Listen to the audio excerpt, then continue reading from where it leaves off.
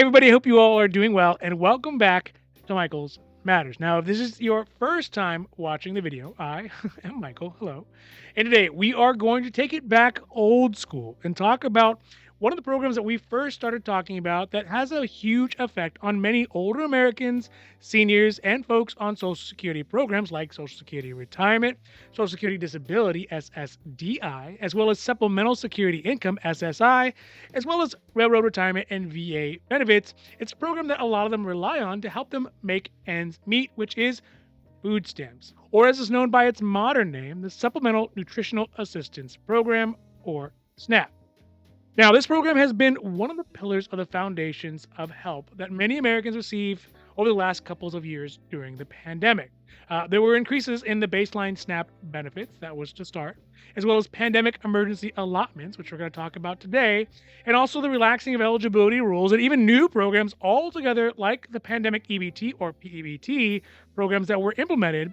But as of March, in this next month, many of these temporary enhancements to the SNAP program are going to be coming to an end. And it's going to mean big changes in how much support many lower income seniors, retirees, and American families in general can get through the SNAP and food stamps programs. So today we are going to be talking about the end of the enhanced food stamp benefits from the pandemic starting in March, how it will affect millions of people on the program, and what things to expect after the program comes to an end. Now, this is Michael's Matters, and before we get to it, if you like these videos, if you find them interesting, if you find them helpful, or hey, if you find them useful, please don't forget to like and subscribe. And that way you can get updates when our newest and most informative videos become available. All right, now, let's get down to the video. So today we're going to start off with the big fact that much of the emergency assistance measures that were implemented on the SNAP program or food stamps during the pandemic are going to come to the end as of March. Now, this doesn't necessarily mean that your increased benefits will end at the end of this month, February. One of the reasons is that some of the states, like here in California, they're actually paying out benefits a month behind. So, for example, for February's benefits, they are going to get paid out at the end of March, on March 25th. So it could seem like you're actually getting March benefits, but the actuality is they're just February benefits, but they're paid a month late. Now, other states, they are on a different SNAP benefits payout schedule, so it can really vary from state to state. While some states have already started stopping their payments for SNAP emergency benefits, so states like Nevada, whose last extension was in January 2023, but still paid those out on February 11th, other states like New Jersey or even Massachusetts are going to try to help out their residents for just a little bit longer. Specifically, Massachusetts is going to continue to pay out pandemic SNAP benefits at the higher level for an additional 3 months, but unfortunately, without the federal funding, it means that they're going to have to use state funds and they're only able to pay out 40% of what that increase would have been. The ending in March is primarily due to the legislation that was put in the omnibus spending bill way back in December 2022 that specified that March 2023 would be the final month for SNAP and food stamp enhanced benefits, as well as some of the other pandemic related assistance. So let's look exactly at what is going to change and how that will affect the millions of people and families who are on the SNAP program in the coming months.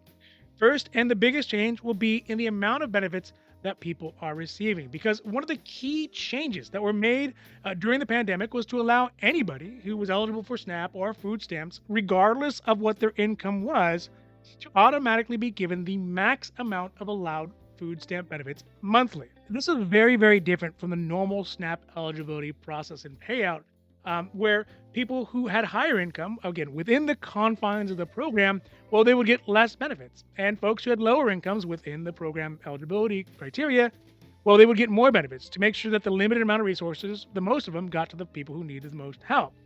Now, for those households who were already getting the max at the very beginning, presumably because they were the lowest income and they didn't get that instant max benefit, well, they got an additional $95 put on top of their benefit a month. The overall end results for these pandemic enhancements coming to an end in March, at least according to the Center for Budget and Policy Priorities, is that for a household of one person, depending on where their income is at, they could lose as much as $258 a month worth of benefits starting in March. This will be felt mostly by those households who are still making a modest income, but are just kind of scooching under the standard income guidelines of the program, who got used to getting the maximum allowable benefit because it was automatically put on there. Moreover, the trouble is that even those who do have the lowest incomes and who should be getting the most amount of SNAP benefits, they're going to feel it too, because around 41% of these folks, they will lose at least the $95 boost that was automatically tacked on top of their monthly benefits.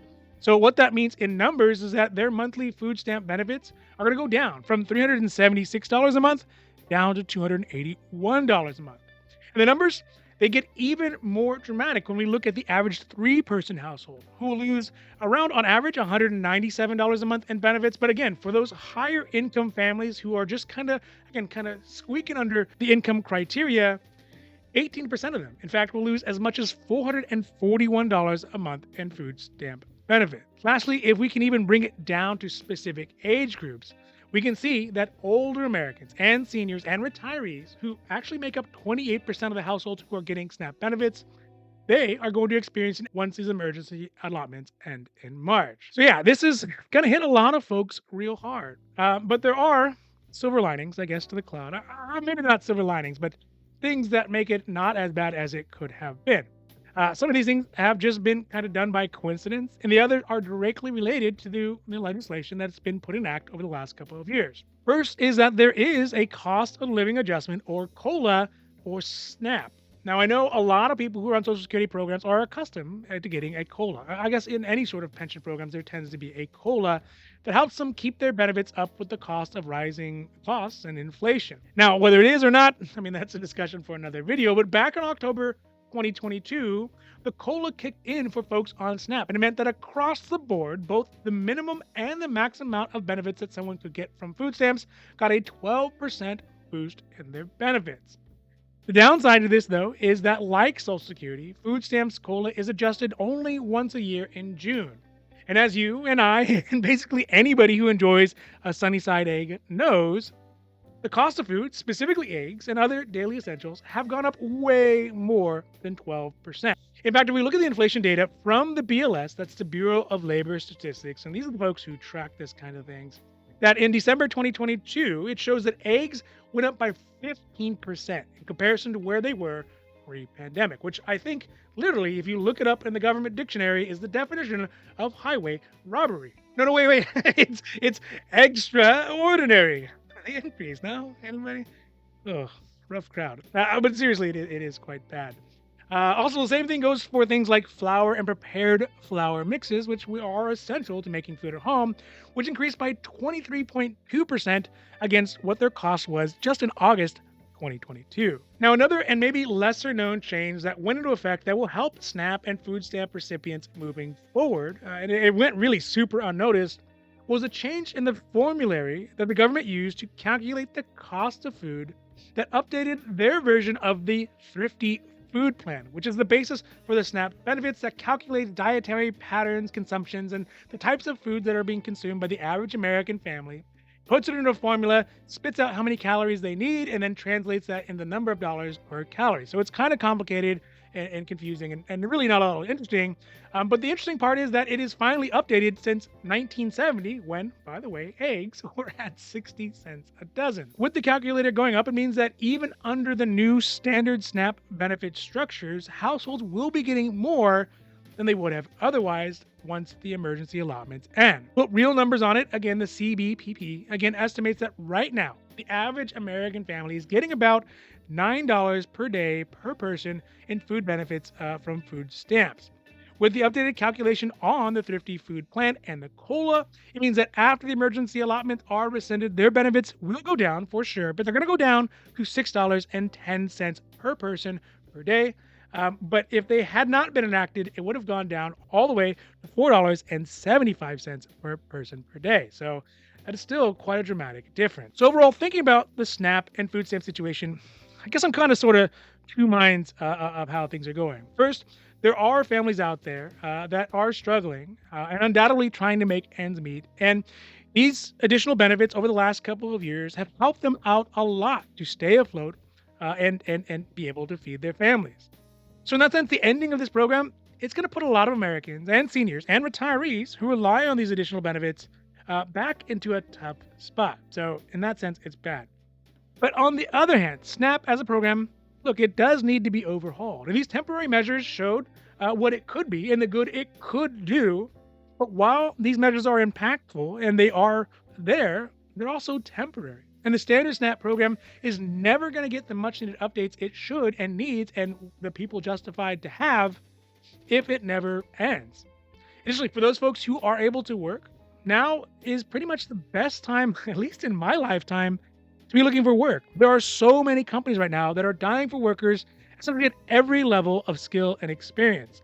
And so it should not be hard to pick up some extra hours or a better paying job to help compensate for those new reductions of benefits. All right, so that's it for today's Michael's Matters, and I hope that you enjoyed this video. And if you did, if you found it interesting, if you found it helpful, or you know what, if you at least found it useful, please don't forget to like and subscribe.